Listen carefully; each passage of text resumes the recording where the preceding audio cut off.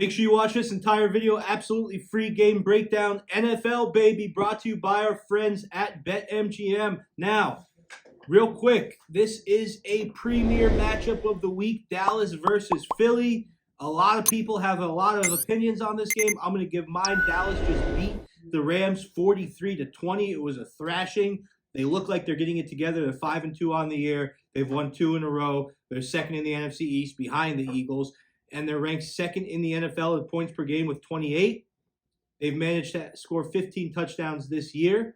Prescott does have a little bit of a turnover issue right now.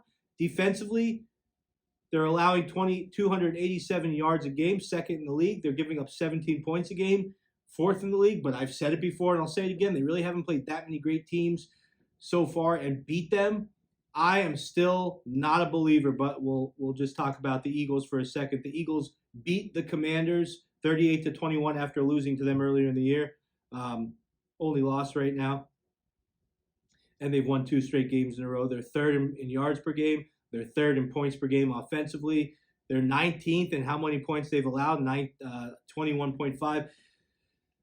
Their defense does have some work to do, I will say, but they've played some really solid teams. The Cowboys just repeatedly do not step up to the plate when it's time to face big teams. They beat up on bad teams. I've said this before, but they lost to Arizona. They lost to a superior team like the 49ers.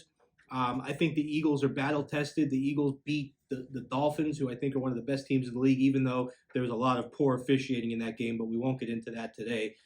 Ultimately, the Eagles are a better coach team. They have the edge on both sides of the ball. I am all in on the Eagles money line in this one. I'm just playing the money line. I don't want to deal with points on this one.